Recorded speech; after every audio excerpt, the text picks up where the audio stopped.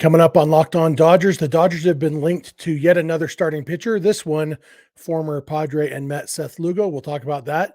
Plus, the Rays are reportedly shopping Randy Arozarena. We will talk about the possibility of the Dodgers going after him to fill an outfield hole and maybe package that deal with the starting pitcher like, say, Tyler Glasnow. That's what's on tap. So let's get Locked On Dodgers. You are Locked On Dodgers, your daily Los Angeles Dodgers podcast. Part of the Locked On Podcast Network, your team every day.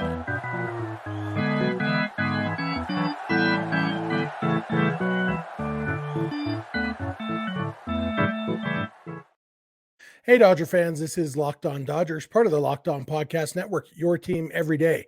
Thank you for making Locked On Dodgers your first listen every weekday morning. Remember, this show is free and available on all podcast platforms and on YouTube simply by searching for Locked On Dodgers. Or even better, go ahead and subscribe wherever you're watching or listening right now. Then you can be an everydayer just like we are. If this is your first time with us, I am Jeff Snider. That guy next to me is Vince Samperio. Vince and I are both lifelong Dodger fans just like you are. We've also both spent time covering the Dodgers in the press box and the locker room. So we're not quite insiders, but we bring you the smart fans perspective on our boys in blue every weekday morning. And we want to thank those of you who shared on social media your Spotify end of year most listened to and had Locked On Dodgers in there. Saw a couple of you who had hours right up there around 7,000 minutes that you've spent with us this year. And I did the math, and 7,000 minutes is pretty much all the minutes that we've talked on this podcast this year. So some of you really are everydayers. We really appreciate that. If you haven't shared yours yet, we'd love to see it. I can almost guarantee that Vince will quote tweet it with a salute emoji. And, what more can anybody want? Right, Vince? Yeah, I mean, salute. Hats off to you guys. You guys have spent more, some of you guys spend more time on the podcast than even we have. You've absolutely listened to all the me. Split episodes and you've definitely listened to me more than my kids have this year. I know that for sure. So thank you all. We salute our everydayers. And here we are, another day, another podcast, and a little bit of Dodgers news, one from a legitimate source and one rumor from a not illegitimate, but at least questionable source. But we'll talk first about the legitimate source, which is that Seth Lugo, who is a free agent, the Dodgers are one of the teams interested in Lugo. That report came from, I actually closed that tab. Do you remember who Robert Murray was one of the guys that was on it. Good old Bob Murray. He actually goes by Bert when you're shortening it, but I like to call him Bob just to keep things interesting. And so Seth Lugo, we thought we'd talk about him as a possibility. We haven't talked. I don't know if we've even brought up Lugo's name at all yet this offseason. There are a lot of, kind of that second tier pitcher on the market. And Lugo is one that's really interesting. He came up as a starting pitcher with the Mets back in, 2016, 17. He was mostly a starter. And then the Mets converted him to relief and he was very, very good. And then they tried converting him back to starter and it didn't work. And then he went back to relief and was very good again. And then he came to the Padres and they converted him back to starter. And he actually had the first season of his career in which he made no relief appearances. And he had a career high in innings pitched, a career high in starts, 26 starts, 146 and a third innings pitched. And he was solid, 3.57 ERA. That's a 1.15 ERA plus, 3.83 FIP. So it was pretty legit. All in all, like Seth Lugo, depending on what you're looking for from him, kind of like we talked about yesterday with whichever random pitcher we were talking about yesterday, Lucas Giolito. Seth Lugo would be an awesome fifth starter for a team. He's not going to give you maybe the durability that Giolito brings, probably a little bit, maybe better performance, although it's tough to tell. He doesn't have the strikeouts that Giolito has, but I don't know if we can get past the idea of recognizing that teams can do multiple deals, and just look at Lugo in a vacuum as a fourth or fifth starter. I don't hate the idea. Yeah, when I saw the report, and I think I actually read the MLB trade rumors little blurb they had about it, I didn't realize how good of a year he had for the Padres, just because, he was not one of the top guys for the Padres. The Padres had a weird season, it surprised me. And he's a guy that when he was back with the Mets in more of a reliever role, he was a guy that I always kind of wanted. He always seemed to have, some really nasty stuff there when he was in relief, and they stretched him out to be a starter. And hey, he has a 3.50 career ERA and a 3.57 career or ERA last year in 26 starts. So not bad. His FIP is 3.68, so not career not too far above it. He is what he is. And yeah, for sure at back of the rotation, he fits. I would imagine, he's already 34, I believe. I think they have him. Some of the places have him for a 3-year deal, but obviously not as much money. I don't know if the Dodgers would be up for a 3-year deal, but you never know. If it's not that much money, then and the fact that they could convert him to reliever if they wanted to, if it didn't work out as a starter, if they have enough starters, year 2, year 3, then it makes sense. It for me, it's similar to like when we talked about Kenta Maeda, where the fact that he can also be a reliever and has been in that role brings a little bit of benefit in case if they don't trade guys like Sheehan and Pepio or whoever, and they do get, a 1 or 2 starters beyond that, then, and those guys kind of flourish and blossom, then, you know what, Seth Lugo, you might be a bullpen guy again. So yeah, he makes sense. Cost wise, it would appear to be in the range that they look for a guy that's not going to be a top tier starter. And it all kind of makes sense for him in that second tier starters. Yeah, The Athletic, that article that threw out some ideas for contracts projects 2 years, $26 million. The 2 comps that they talk about are 2 former Dodgers, Rich Hill, back when he re-signed with the Dodgers after being traded midseason, and then Ross Stripling just this last year.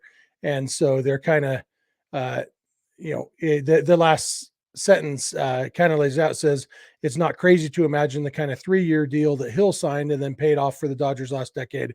Stripling provides a likelier blueprint, though. So like you said, the thing that really appeals to me about Lugo is that he does have experience out of the bullpen and even as a multi-inning reliever at times. And so one thing we know about the Dodgers is they have a lot of young pitching that, they're kind of hedging some bets this offseason, because you can't really, a team like the Dodgers can't go into the 2024 season expecting a rotation of mostly rookies or young guys to just dominate out of the blocks.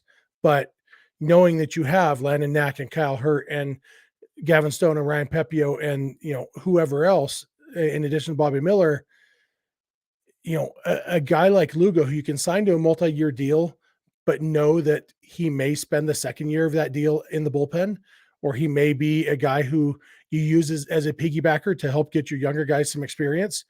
A lot of value there. Now, of course, he's going to know that plan and what the Dodgers have.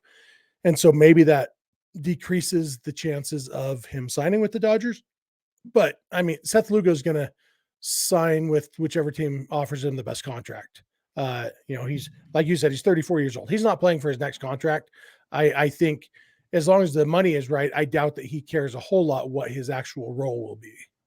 Yeah. And, he was linked to the Dodgers last year. We probably talked about him. I don't think as in depth as even a full segment.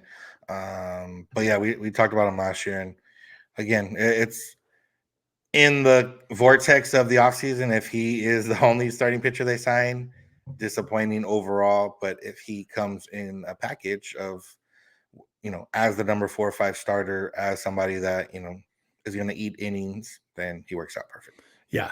And I think it's safe to say we don't really see a spot for both Lugo and Giolito. No. Right? Yeah. They're kind of fighting for the same role. Yeah.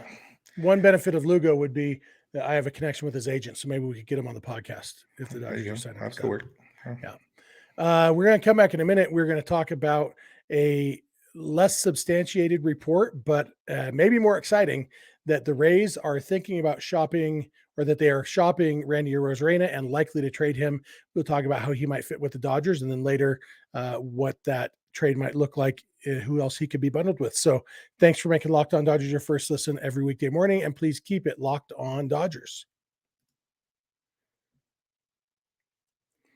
This episode is brought to you by FanDuel. Score early this NFL season with FanDuel, America's #1 sportsbook. Right now, new customers get $150 in bonus bets with any winning $5 moneyline bet. That's $150 if your team wins.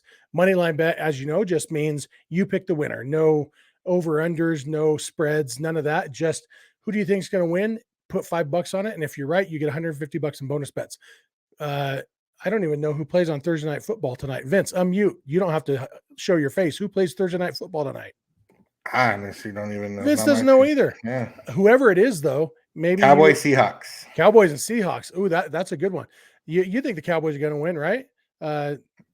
So put $5 on the Cowboys. I'm not giving you betting advice. I'm saying if you think the Cowboys are going to win, put $5 on the Cowboys, and if/when they win, you get $150 in bonus bets. It's hard to lose with that deal. So if you've been thinking about joining FanDuel, there's no better time to get in on the action. The app is so easy to use. There's a wide range of betting options, including spreads, player props, over-unders, and more. So visit FanDuel.com/lockedon and kick off the NFL season. FanDuel, official partner of the NFL. Hey, we are back. We want to thank you for making Locked On Dodgers your first listen every weekday morning. Especially want to thank our everydayers. We also want to remind you all that Locked On has launched the first ever national sports 24/7 streaming channel on YouTube. It's called Locked On Sports Today, and it's here for you 24/7, covering the top sports stories of the day with the local experts of Locked On, plus our national shows covering every league. Locked On has also launched a streaming 24/7 channel specifically for Los Angeles sports called Locked On Sports Los Angeles. And both channels are streaming 24/7, giving you all the sports coverage you could want. So go to Locked On Sports Today or Locked On Sports Los Angeles on YouTube and subscribe and enjoy the 24/7 streaming content. And if you're watching this on YouTube, we'd love to hear your thoughts on the YouTube comments section. If you listen on the podcast, we'd love to hear from you through social media or email. We'll give you all that contact info at the end. But let's jump right back into the episode. There was a report from, what's it called? MLB Nerds. Says, big news regarding the outfielder market. The Rays are shopping outfielder Randy Arozarena, and there's a good chance that he has moved, sources tell at MLB Nerds. So MLB Nerds, they have 46,000 followers, and they have a blue check mark, which means they have at least $9 a month or whatever to their name, or they did before they started spending it on a blue check mark. I don't know. I haven't done a deep analysis on MLB Nerds breaking news, but it's not Jeff Passan. We'll basically say that. It's not as trusted source as Jeff Passan. Everything was spelled right, so you can tell it's not Bob Nightingale. And ultimately, it's something to talk about because Randy Arozarena would be a very big name moved. It's kind of interesting, Vince. I was thinking a lot about Randy Arozarena today. I think a lot about Randy Arozarena a lot of days, actually, but today specifically because of this. And I was thinking a team of Randy Arozarenas and a team of Freddie Freemans, just talking offensively. The team of Freddie Freemans would be better, but the team of Randy Arozarenas would be a lot more fun to watch, more exciting. And one of the things that really appeals to me about Arozarena, man, that's a challenging thing to say, but he's obviously very good, but he's also unpredictably good. And there's some frustration there. He strikes out a lot more than I think a lot more than Dodger fans would be comfortable with. He strikes out more than league average. He's a free swinger. He doesn't walk a ton, but he walks a decent amount, especially this last year. He actually, his on-base percentage was 110 points higher than his batting average. So, you'll take that. But that was by far the highest walk rate of his career, 12.2%. His previous high had been 9.3. So, but he is dynamic. And when he gets a hold of the ball, he does fun things. He's fast. He hits a lot of extra base hits home runs, makes exciting plays. He is an exciting player. And this maybe means more to other people than to me. He also has a history of succeeding in the postseason. It doesn't mean he always succeeds in the postseason. He also has some clunker series in the in the wild card series. He had a 311 OPS this last year, but then he bounced back and played pretty well. They lost first round this year. Where am I? The last year's wild card series, he struggled, bounced back and hit pretty well in this year's wild card series. Randy Arozarena, in addition to being good, is very exciting. And I feel like he's a big star already. I think he would be a huge star in Los Angeles.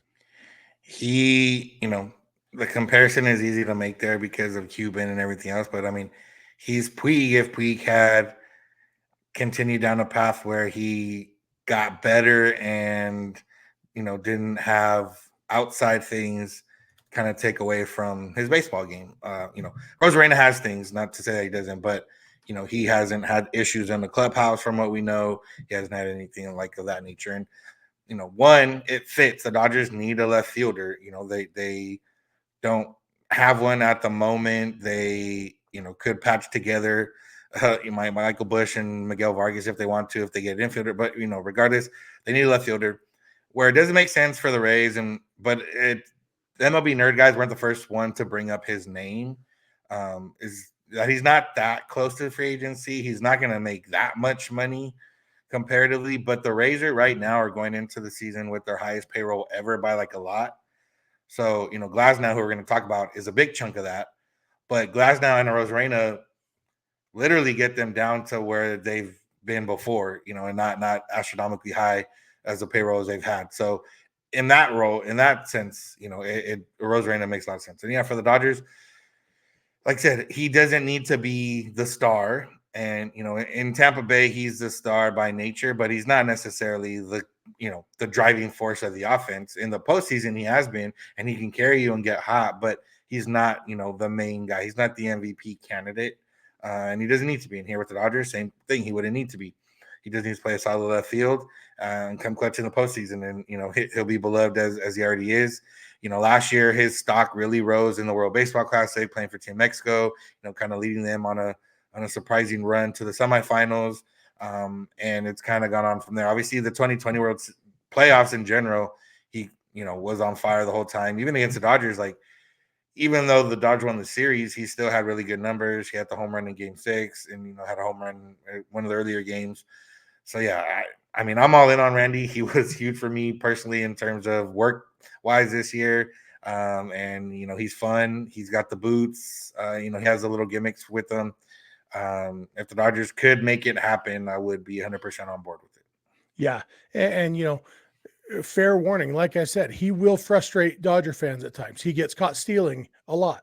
He led the major leagues in caught stealings in 2021 and 2022, and didn't have fewer caught stealings in 2023. It's just that Ronald Acuna was trying a whole bunch and getting caught some too. He's going to strike out a lot. He's not great defensively. He did have maybe his best defensive season this past year, and so maybe he makes it fun defensively, but not necessarily what you want. Yeah. I'm not looking for excitement in a left fielder. I like the excitement in the batter's box. I don't care much for the excitement, but he did have his best defensive season, and so he's an elite athlete, and so there's no reason to think he couldn't carry over and have another solid defensive season, even if he's never a Gold Glove winner. He does have 3 years left before free agency. He is a Boris client, and so having that 3 years is a nice thing. It's not a one year rental, and then knowing that he's going to free agency. So there's a lot to like about the idea of Randy Arozarena, and he made just over $4 million this past year. So in arbitration, he's probably going to make, $7 or $8 million, which is it's a match made in heaven, because $7 or $8 million is nothing to the Dodgers. And it's the kind of guy the Rays trade sometimes, that's starting to be a lot of money. And if they can maximize his value now, when he's got 3 years left, he is going to bring more back in trade right now than he would a year or two from now. So it might make sense on both sides. And I'm all about Randy Arozarena for sure.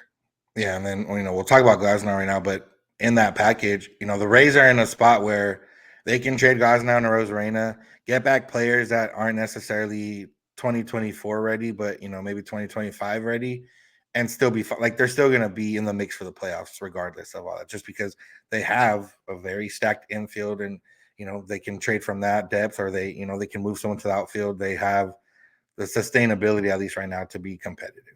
Yeah. And on last week's episode, when I talked about all the outfielders, I did talk about Randy Arozarena a little bit, and I talked about the idea of whoever the Dodgers traded for as an outfielder, maybe packaging that outfielder with a pitcher to come along, and the Rays fit perfectly, as Vince just alluded to. We're going to come back and we're going to talk about Tyler Glasnow and the possibility of him coming along with the Arozarena in a trade. So thanks for making Locked On Dodgers your first listen, and please keep it Locked On Dodgers.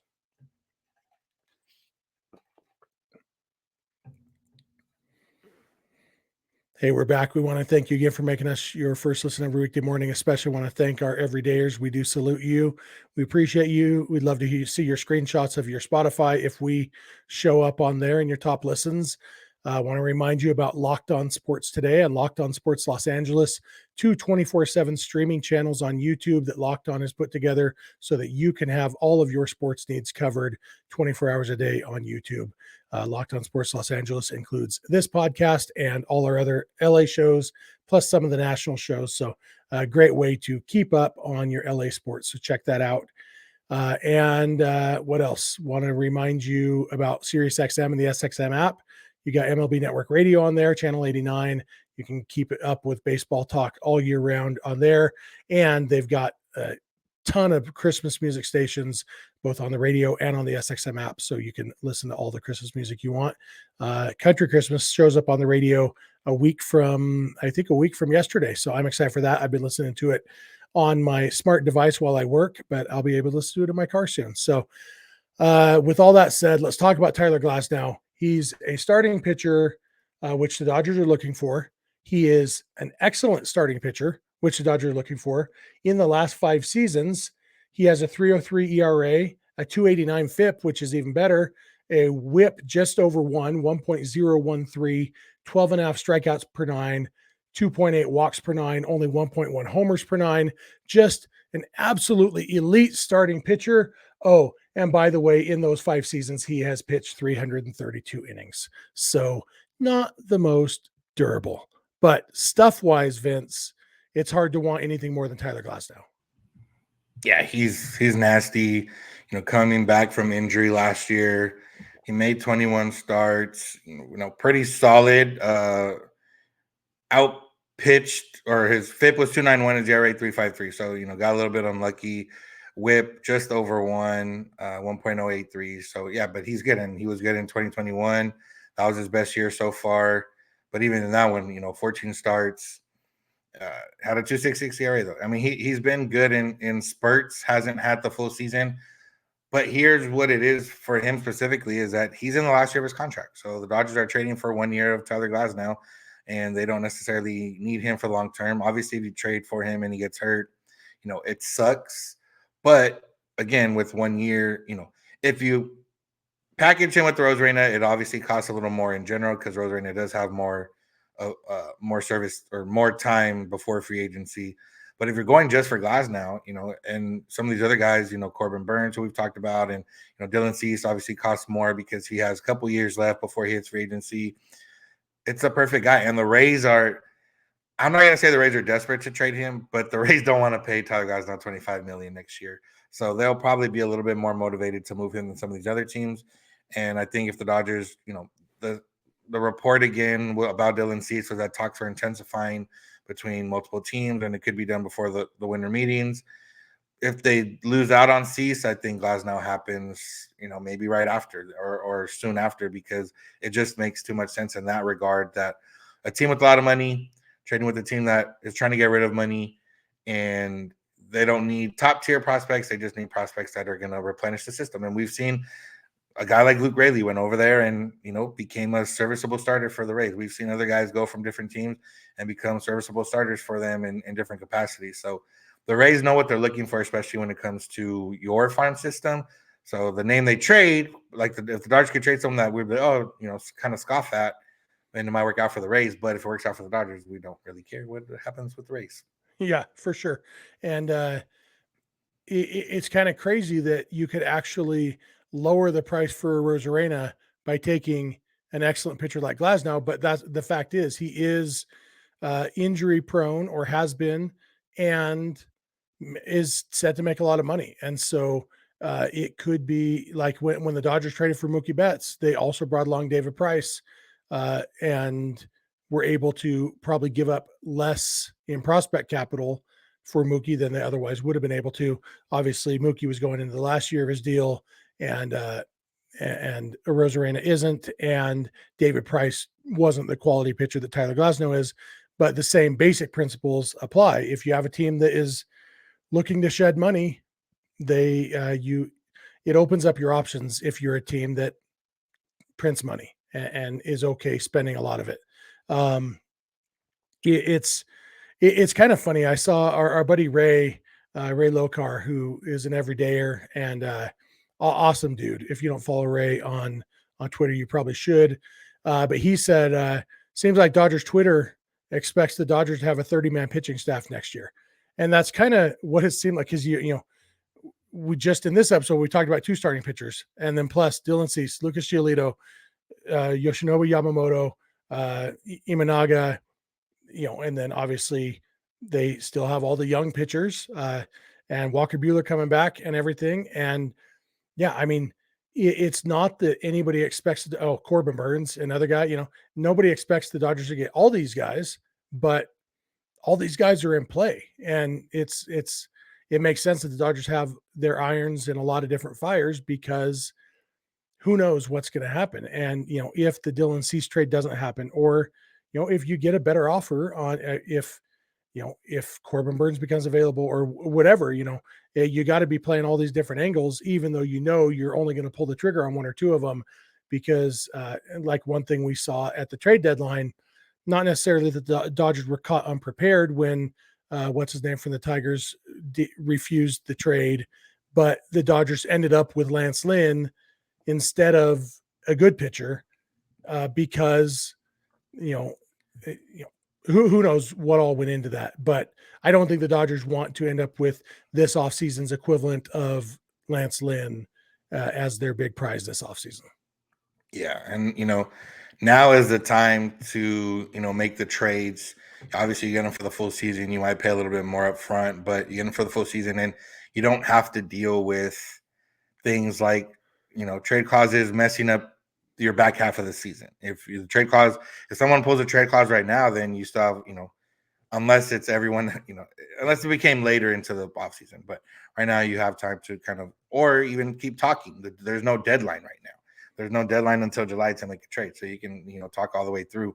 There's, different things to kind of consider in terms of what you need, what you want, what other teams want, what other teams need. And it's easier to kind of consider all that right now because every team was going to go into the season thinking they can win. And whether that's win right now or win in the future with depending on what type of prospects they get from you. So, yeah, it's, and every pitcher we've talked about makes sense because they're good starting pitchers, and that's what the Dodgers need. And, it's not – I think the Dodgers' ideal situation, if they could, is to have Emmett Sheehan and Gavin Stone start the year in the minor leagues, maybe even Ryan Pepio start the year in AAA, and only use them if they need them. It's maybe a little bit unfair to them, but as we saw last year, you kind of have to go about it this way. And if you're a pitcher with options, and you're in the Dodgers organization, you might get screwed a little bit at times, but that's just the nature of the beast.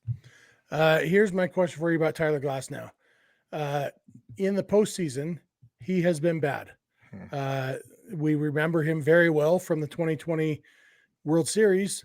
The Dodgers faced him twice, and they knocked him around twice. He went 0-2, allowed 10 earned runs in 9 1/3 innings to the Dodgers. Even then, like you never felt comfortable as a Dodger fan, like, oh, good, it's Tyler Glasnow pitching, because his stuff is so good. But I mean, that is his career postseason ERA is 5.72. He's 2-6 in 10 starts with a 5.72 ERA, 14.89 WHIP. Like, just he hasn't been good in the postseason. Does that concern you at all? Yeah, but I won't think about it till October. So I'd get the full season of Glasnow before I worry about it. And like I said, it's a matter of obviously I would rather trade or sign anybody that has impeccable postseason metrics, like Randy Arozarena, but it's not always going to work out that way. And I won't have to worry about it until October when I can be irrational. And you're Vince Samperio. The only thing you really worry about in October is the offense anyway. Offense, baby. Yeah, I'm not worried about pitching. I just want the offense to show up. Yeah. All right. Yeah. So you know what?